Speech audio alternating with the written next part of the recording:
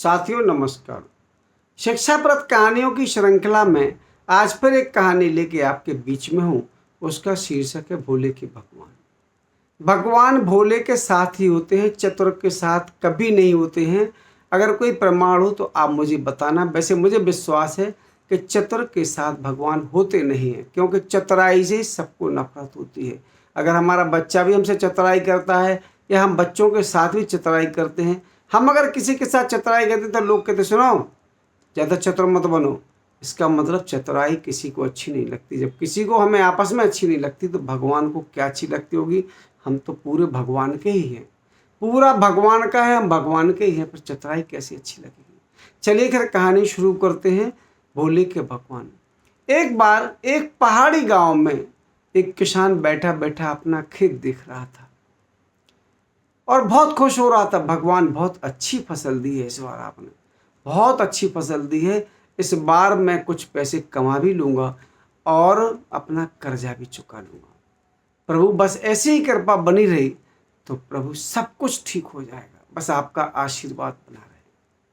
ये सोच ही रहा था कि 10-15 मिनट बाद बादल छा गए। उसके 10-15 मिनट 20 मिनट बाद पानी गिर गया और 10-15-20 मिनट बाद ओले गिर गए और 1 घंटे में फसल पूरी की पूरी तबाह हो गई।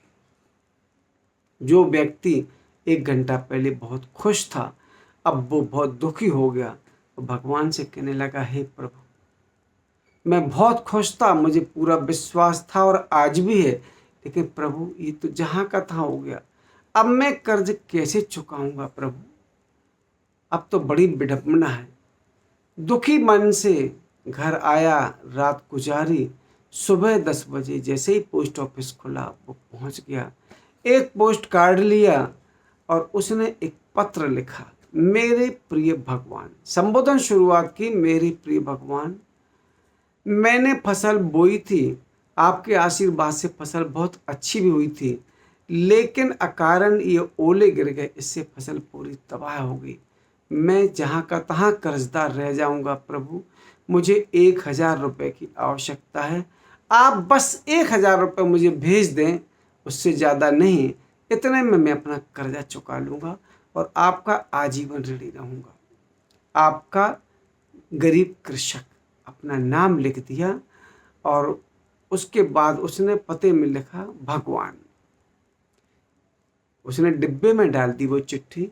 जब वो चिट्ठी सुबह बटना थी तो उस को जब चिट्ठी को बटना थी तो ये देखा कि चिट्ठी कहाँ कहाँ जाना है, तो देखा ये तो भगवान के घर जाना है। डाकपाल ने सोचा बड़ा सीधा व्यक्ति है, सीधा भगवान को ही पत्र लिख दिया। चलिए पढ़ें। उसमें लिखा था, जो लिखा था वो उसने सुना।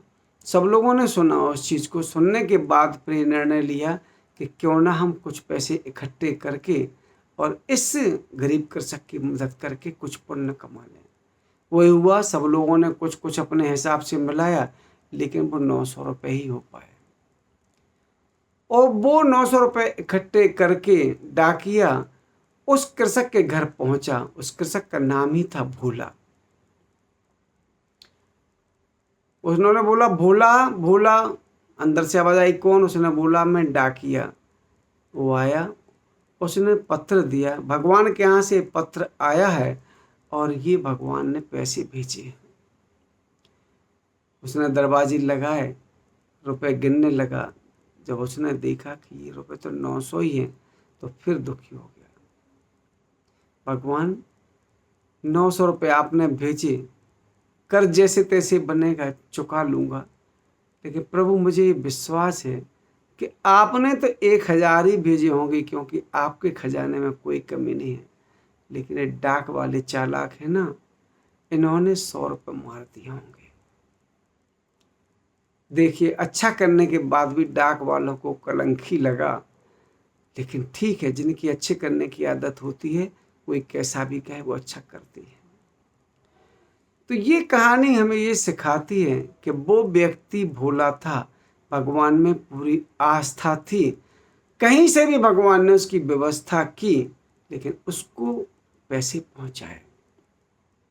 ऐसे ही अगर हम लोग भी एक नवजात शिशु की तरह, जिसको भगवान होने के पहले ही दूध की व्यवस्था कर देता है, उसके सेवार्थियों की व्यवस्था कर देता है, उसके खिलाने पिलाने वालों की व्यवस्था कर देता है, सब व्यवस्थाएं कर देता है उनकी, तो अगर हम ऐसे ही भोला जैसे भोले रहेंगे तो क्या भगवान हमारी मदद नहीं करेगा?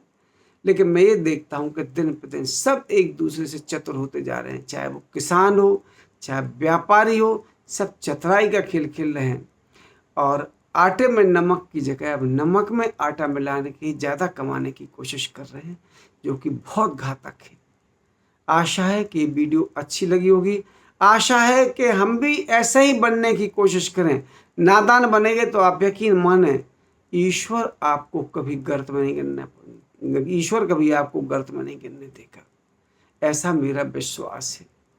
इसी के साथ मैं ये चाहूँगा कि अगर आप मेरे चैनल पर पहली बार आए हो तो आप चैनल को सब्सक्राइब करें, ताकि इस प्रकार की शिक्षाप्रद कहानियाँ आप तक पहुँचती रहें। और ये भी उम्मीद करूँगा कि ये कहानी आप अपने उन 4 व्यक्तियों तक ज़रूर भेजेंगे जिनको आप बहुत ज़्यादा चाहते हैं, जैसे हम आपको चाहते हैं और आपके पास तक भेजते हैं। इसी के साथ जय हिंद, जय भारत।